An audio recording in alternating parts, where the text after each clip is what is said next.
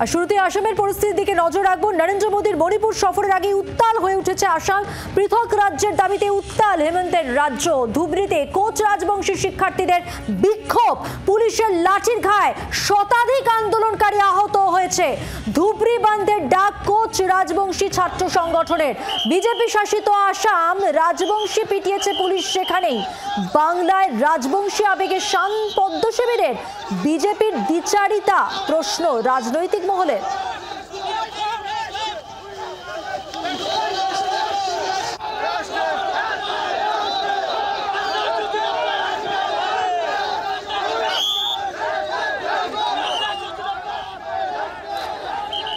কথা বলবো, আমার সঙ্গে রয়েছেন আমাদের দুই প্রতিনিধি। সরাসরি রাজীব চক্রবর্তী রয়েছেন, প্রতিনিধি দেবজ্যোতি কাহালি রয়েছেন। কথা বলবো শুরুতেই রাজীবের সঙ্গে। রাজীব, নরেন্দ্র মোদীর সফরের আগেই মণিপুরে উত্তাল হয়ে উঠল আসাম। একেবারেই প্রধানমন্ত্রী নরেন্দ্র মোদী আগামীকাল মণিপুরে যাচ্ছেন, দেরিতে হলেও তিনি যাচ্ছেন এবং তা নিয়ে বিরোধীরা কটাক্ষ করছেন। আমরা দেখেছি রাজনৈতিক দলের নেতারা, কংগ্রেস সহ তারা প্রধানমন্ত্রীকে কটাক্ষ করছেন। কিন্তু বিষয়টা হলো, যখন প্রধানমন্ত্রী উত্তর পূর্ব ভারতে যাচ্ছেন, মণিপুরের মতো রাজ্যে যাচ্ছেন, তখন ঠিক পাশের রাজ্য অসমে দেখা যাচ্ছে একটা ছবি। সেই ছবিটা কি? সেখানে মশাল মিছিল হচ্ছে এবং সেখানে ছাত্র যুবরা রাস্তায় নেমেছে। দাবি কি? পৃথক কামতাপুরী রাজ্য। এই পৃথক রাজ্যের দাবি রীতিমতো বিজেপিকে অস্বস্তিতে ফেলেছে। ঠিক প্রধানমন্ত্রীর সফরের আগেই এই দাবি উঠে আসা, এবং শুধু দাবি উঠে আসা নয়, সেই দাবি নিয়ে রীতিমতো উত্তাল হয়ে যাওয়া একটা পরিস্থিতি তৈরি হয়েছে ধুবড়ী জেলায়। যেখানে অসমের ধুবড়ী জেলাতে দেখা যাচ্ছে যে কয়েক হাজার ছাত্রছাত্রী তারা মশাল মিছিল করছেন, পুলিশ লাঠিচার্জ করছে। সেখানে গোলকগঞ্জ এবং গৌরীপুর এই দুটি জায়গার থানার তারা পুলিশ এমন লাঠিচার্জ করেছে যে শতাধিক ছাত্রছাত্রী জখম হয়েছে। ঘটনাটা একটা সহজেই অনুমেয় যে কি হতে পারে। আমরা দেখছি বাংলার পরিপ্রেক্ষিতে যদি দেখি, বাংলার উত্তরবঙ্গ যদি দেখি, যেখানে বিজেপি এখন তাদের শক্ত ঘাঁটি বলে দাবি করে, সেই শক্ত ঘাঁটি থেকেই কিন্তু দাবি বারবার উঠে এসেছে পৃথক রাজ্যে। আমরা দেখেছি যে গোর্খাল্যান্ডের দাবি উঠেছে, আমরা দেখেছি সেখানে একাধিক বিজেপি নেতারা তারা বারংবার পৃথক রাজ্যের দাবি তুলেছেন উত্তরবঙ্গকে।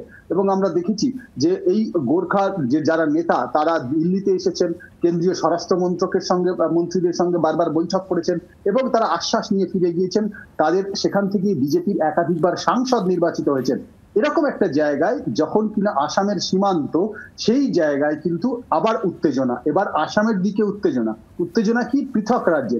স্বভাবতই বিজেপিকে অস্বস্তিতে পড়তে হচ্ছে, তার কারণ বিজেপি শাসিত রাজ্যে সেখানকার ছাত্রছাত্রীরা পৃথক রাজ্যের দাবিতে রাস্তায় নেমেছেন এবং সেখানে অশান্তির পরিবেশ তৈরি হয়েছে। পৃথক রাজ্য কি মানবে নাকি বিজেপি শাসিত সরকার? এই জায়গায় কিন্তু রীতিমতো একটা টানাপোড়েন তৈরি হয়েছে এবং সিঁদুরে মেঘ দেখছে বিজেপি সরকার। তার কারণ ছাত্র যুবরা রাস্তায় নেমে আমরা দেখেছি বিভিন্ন জায়গায়, এমনকি বিদেশেও সম্প্রতি যে ঘটনাগুলি ঘটেছে, সেখানে ছাত্র যুবদের আন্দোলনেই কিন্তু একেবারে বলা যেতে পারে সরকারের পতন হয়েছে। আর অসমে যাতে এই ধরনের ঘটনা না ঘটে, সরকার প্রথমেই কড়া পদক্ষেপ নিয়েছে। পরবর্তীতে তারা ভুল বুঝতে পেরেছে সম্ভবত, এবং সেই কারণেই দুটি থানার ওসিকে একেবারে ক্লোজ করা হয়েছে। একদমই রাজীব, তুমি আমাদের সঙ্গে থাকো। আমি কথা বলবো আমাদের আরেক প্রতিনিধি দেবজ্যোতি কাহালির সঙ্গে। দেবজ্যোতি, বিজেপি শাসিত আসামের রাজবংশী পেটালো পুলিশ, আর সেই জায়গায় প্রশ্ন উঠছে, এটা কি তাহলে বিজেপির দ্বিচারিতা হচ্ছে না? রাজনৈতিক মহলে এই প্রশ্ন উঠছে।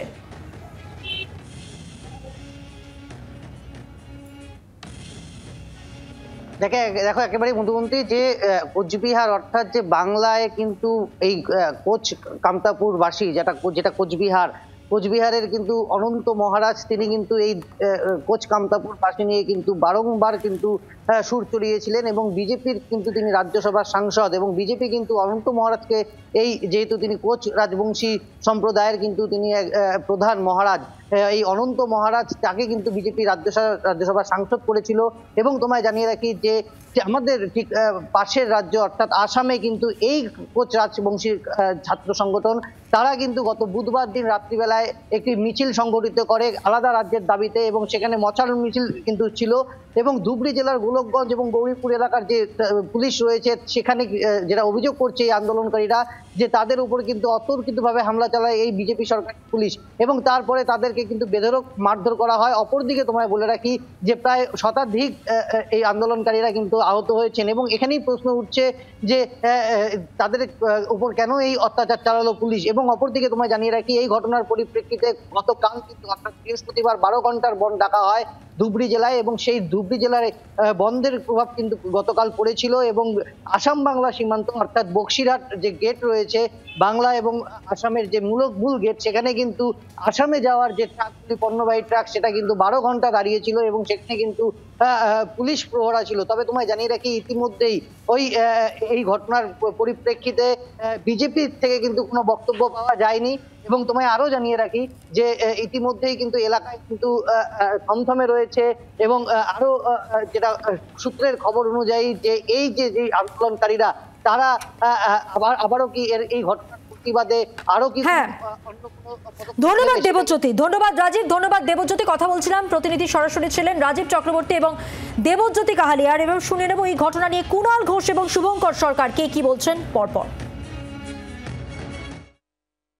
বেসিক যদি অবস্থানগত, অভিমতগত, পলিসিগত একটা তফাৎ থাকে, তো সেটা হচ্ছে যে পশ্চিমবঙ্গ পুলিশ হচ্ছে সংবেদনশীল এবং সহিষ্ণু, আর বিজেপির পুলিশ আপনারা দেখেননি দিল্লিতে সোনার মেয়ে, ওদের শ্লীলতাহানির অভিযোগ ছিল বিজেপি এমপি, তাদের উপর কিভাবে পুলিশে নির্যাতন করেছে অমিত শাহ পুলিশ। তো যদি সোনার মেয়েদের উপর দিল্লির বুকে পুলিশ করতে পারে, তাহলে আসাম পুলিশ আসামে যে ছাত্রদের উপর করবে, এ তো স্বাভাবিক ব্যাপার। বিজেপির ভারতবর্ষের বৌদ্ধবাদের ওপরে কোনো আস্থা নেই, মনুবাদী চিন্তায় বিশ্বাস করে। আজকে ওনারা 12 বছর ক্ষমতায়, কেন দার্জিলিংয়ে প্রত্যেকবার ভোট নিয়েছেন, ভোটে জিতেছেন, দার্জিলিং মানুষের আশা আকাঙ্ক্ষা কেন পূরণ করেননি? কারণ পৃথক রাজ্যের দাবি কেউ যদি করছেন না, তার সঙ্গে আলোচনা বসা, এদের অ্যাটলাস দিক থেকে, ডেমোগ্রাফিক দিক থেকে, কোনো দিক থেকে এদের সেই নলেজ নেই। নির্বাচনের আগে কোন বিষয়টাকে উস্কালে বললে নির্বাচনে জেতা যায়।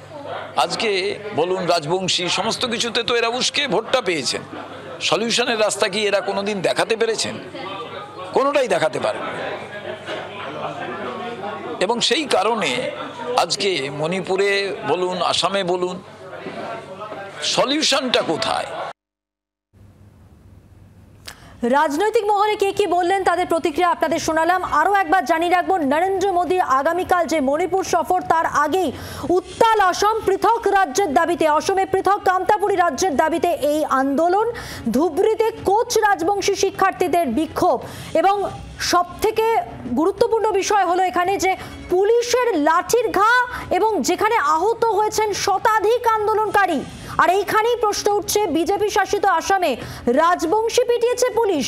প্রশ্ন তাহলে বিজেপির দ্বিচারিতা নিয়ে, প্রশ্ন রাজনৈতিক মহলের। বাংলার আওয়াজ, বাঙালির আবেগ, জি 24 ঘন্টা।